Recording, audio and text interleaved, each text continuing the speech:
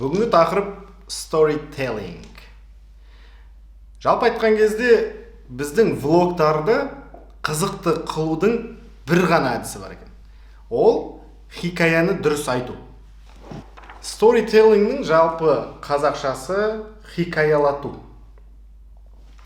Енді жалпы айтқан кезде хикаяны, бір оқиғаны дұрыс айту. Оның өзіндік бір ережесі, принциптер бар екен. Бұл тақырып, яғни ағылшын тілінде сөйлейтін қауымдастықтың ішінде баяғыда шайналып өзінің әдемі бір түріне келіп қойған. Қазақ тілінде storytelling не деген сөзді Google-ға немесе YouTube-ға жазсаңыз, жарымаған бір-екі мақала шығады. Оның өзі ішпыстырарлық, түсініксіз. Орысша жазсаңыз көп, ағылшынша жазсаңыз көп. Сондықтан да біз, Құдайға шүкір, орысша, ағылшынша білеміз, зерттеп көрдік. Бүгінгі влогты осы storytellingтің принциптарына келтіріп жасап көрдік.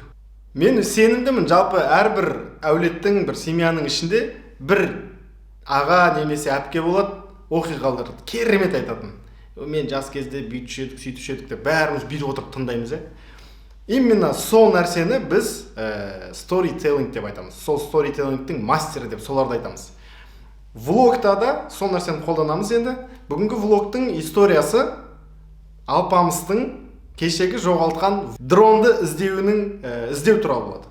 Яғни, әрбір историяның басы болу керек, кіріспесі, ортасы, процесс и кульминация.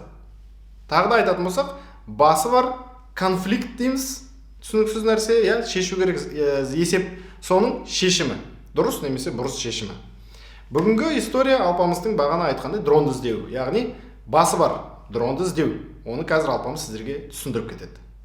Қайырлы таң, құрметті достар, міне бүгін кешегі жоғалған дронды іздеуге шығып бара жатырмын. Міне, енді біз бастамасы бар. Түсініңіздер, алпамыз дронды жоғалтып алған кеше, дронды іздеуге бара жатыр. Енді конфликт. Дронды алпамыз таба алады ма, таба алмайды ма? Көрермендердің ішінде туындап тұратын, интрига туындататын сол сұрақ. Алпамыз дронды жоғалтып алған, өкінішті. Таба алар ма екен, таба алмас па екен? Соны көрсетеміз жайлап. Алпамыз кет. Іздің бәрі кеше біз жүрген іздер ғой. Кішкене қар жауған ба? Сонда сияқты. Алайда былай іздедік мына жерде. Таппадық қой, короче. Мына талдардың түптерін, араларын жабысқан ма, тұрып қалмаған ба деп. Бүгін қар сәл қатылау екен, батып кетіп отқан жоқпын. Кеше прям кәдімгідей батып отқан тұғым тізеге дейін. Ол еще сұр дрон тұғын. Қара емес, қызыл емес, жасыл емес. Сұр. Қарға көрмей қалды мүмкін, ол дұрыс қарамасың ше. Енді көрдіңіздер.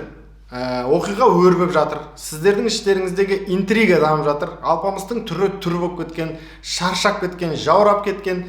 Бірақ біз оқиғаның әлі шешімін айтқан жоқпыз. Алпамыз дронды таба алады ма, таба алмайды ма?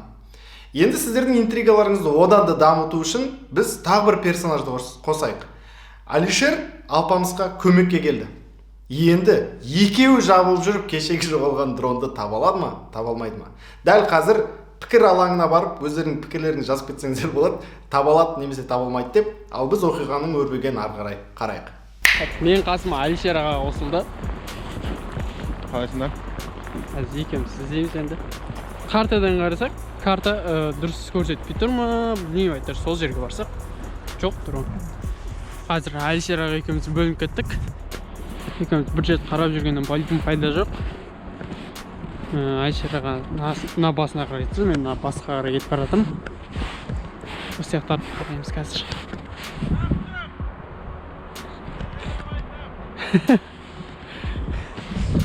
Алишер аға таптым дейді. Мына ғимарат айтам да? Нағималарды? Ғимарат деймін. Мен нағима деп ойлап. Мына ғимарат айтам да енді. Жұрттардың бәрі Қазақстанда ең биік этаж ғимарат деп есіне алып жатса, мен дронды жоғалтқан ғимарат деп есіме алам осынша енді. Жалпы оқиғаның шешімі қалай болғанын білгілеріңіз кеп тұрған шығар. Мен де білгім кеп тұр. Ал оның шешімін айту үшін мен осында алпамыстың өзін шақырайын. Алпамыс, қалайсың? Жақсы. Жақсы ма? Точно жақсысың ба? Енді көрермендерге айтшы, бүгінгі оқиғаның ақыр аяғында нәтижесі не болды? оқиғаның барлығын өздеріңіз видеодан көрдіңіздер. Мен енді көп созбай сразу жауабын айтайын. Жауабы дрон жоқ. Өкінішке орай табылмады. Мыналардың бәрі содан қалған естеліктер. Алпамысқа рахметімізді айтамыз. Дуғыл шапалақтаймыздарына студиядан шығарып саламыз. Міне, құрметті достар, бүгінгі жалпы негізгі тақырып дронның өзі емес, сол туралы біздің оқиға түсіргеніміз болатын. Сонымен достар, бүгінгі влог негізгі тақырыбы влогтың дрон емес, біздің осы оқиғаны сіздерге дұрыс жеткізіп беруіміз болды. Осының барлығын бағана айтқандай storytelling деп атаймыз. Енді қорытындылай келе, осы storytellingтің дамытудың сіздерге 5 жолын айтып берейін. Бірінші жолы, өзіңізге бір өтірік оқиғаны ойлап тауып алсаңыз болады.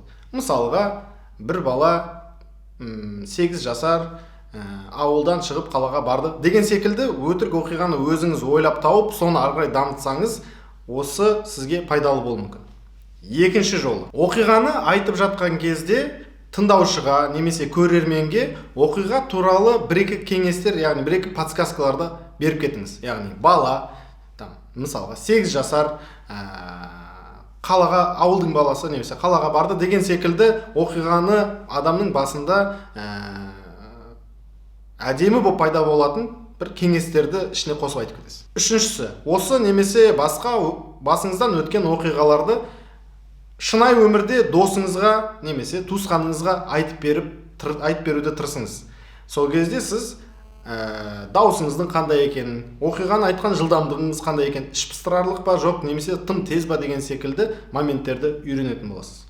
Төртінші, осы оқиғаны параққа жазып көріңіз, немесе компьютерге жазып көріңіз.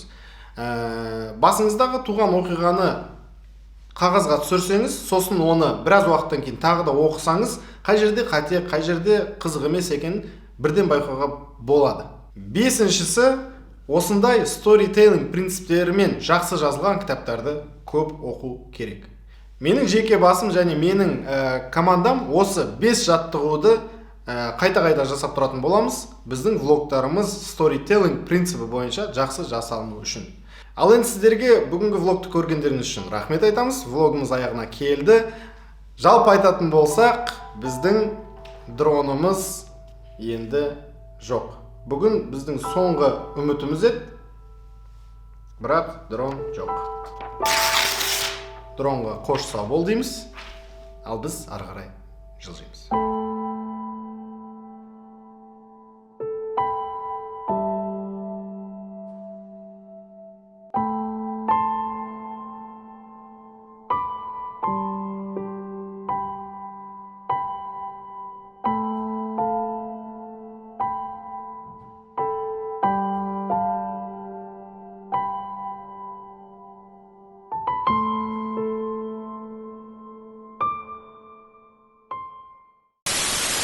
Әдеттегідей қайта қосылайын, сіздерге бір өтінішім бар. Пікір алаңына storytelling деген не деген сұраққа өздеріңіздің ойларыңызды кішігірім қысқа қылып жазып кетсеңіздер, нұр үстіне нұр болады. Рахмет.